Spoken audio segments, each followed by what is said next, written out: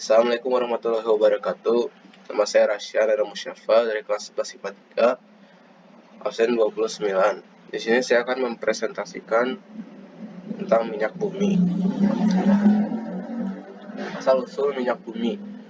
Minyak bumi, alam dan batu bara berasal dari pelapukan sisa-sisa makhluk hidup, sehingga disebut bahan bakar fosil.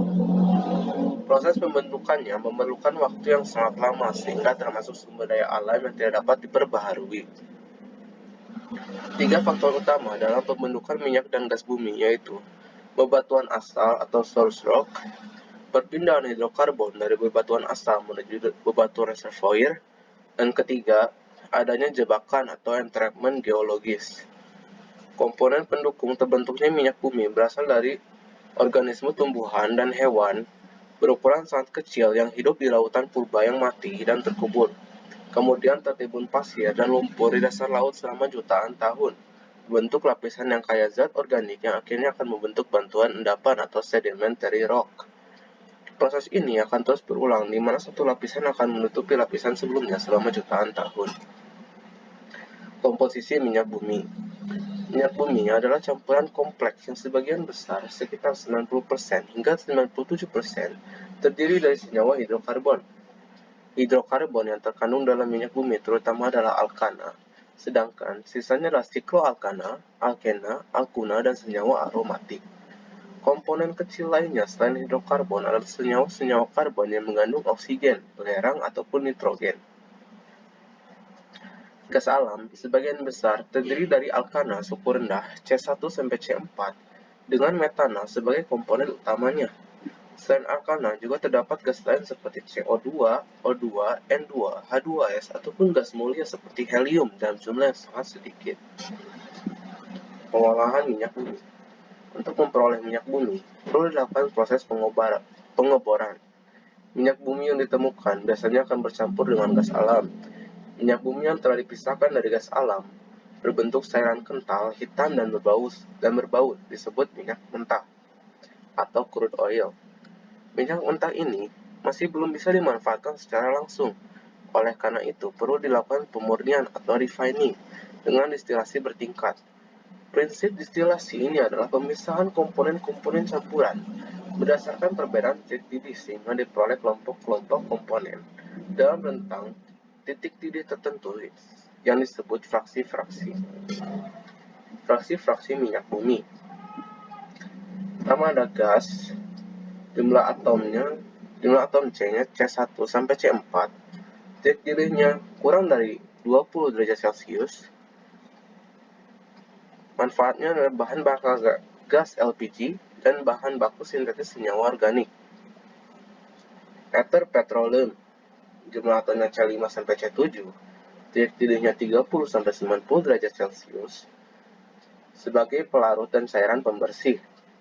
Bensin atau gasolin, jumlah atomnya C5 sampai C10, titik didihnya 40 sampai 180 derajat Celcius.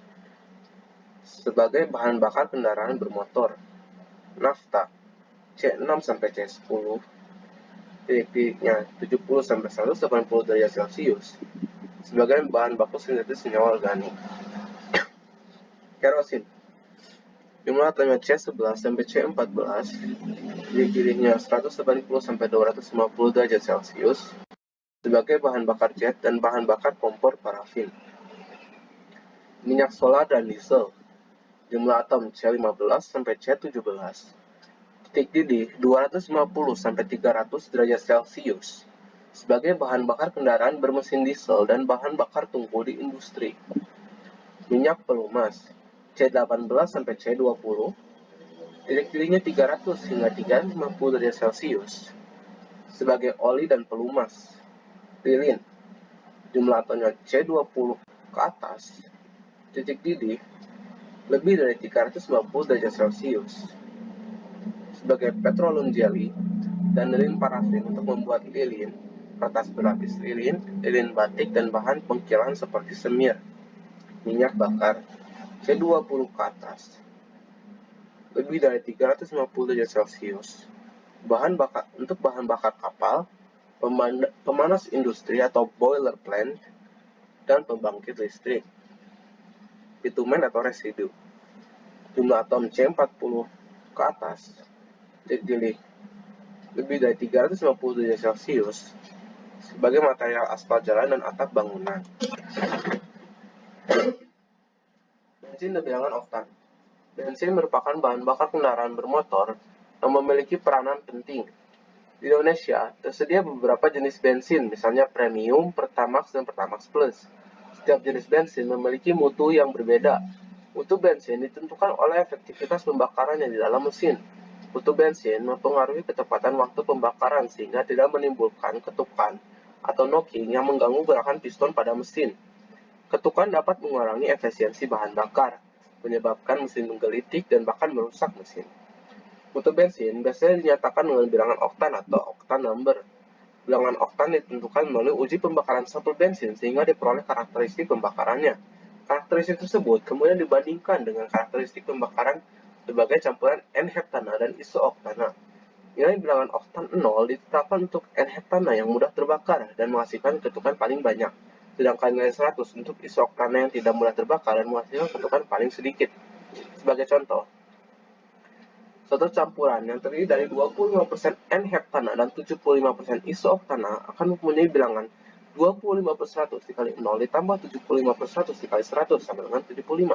Jadi, Pertamax dengan bilangan oktan 92 akan memiliki mutu bensin yang setara dengan campuran 92% iso-oktana dan 8% N-heptana. Secara umum, bensin yang mengandung alkana rantai lurus akan memiliki nilai bilangan oktan lebih rendah dibandingkan yang mengandung alkana rantai bercabang, alisiklik, ataupun aromatik. Sebagai contoh, N-hexana memiliki bilangan oktan 25, sedangkan 2,2 dimetilbutana memiliki bilangan oktan 92. Fraksi bensin dari hasil penyulingan umumnya mempunyai bilangan oktan 70 dan tergolong relatif rendah. Oleh karena itu, ada beberapa hal yang dapat dilakukan untuk menaikkan bilangan oktan. Yang pertama, mengubah hidrokarbon rantai lurus dan fraksi menjadi hidrokarbon rantai bercabang melalui proses reforming. Kedua, menambahkan hidrokarbon alisiklik ataupun aromatik ke dalam campuran akhir fraksi bensin. Yang ketiga, menambahkan zat aditif anti ketukan ke dalam bensin sehingga memperlambat pembakaran bensin. Zat anti ketukan yang dapat digunakan yaitu TL atau tetraethyl lead dengan rumus kimia Pb C2H5 4 kali. Namun, senyawa timbal Pb ini merupakan racun yang dapat merusak otak sehingga penggunanya dilarang dan diganti dengan zat anti ketukan lainnya seperti MTBE, methyl tertiary butyl ether ataupun etanol. Sekian yang bisa saya sampaikan. Assalamualaikum warahmatullahi wabarakatuh.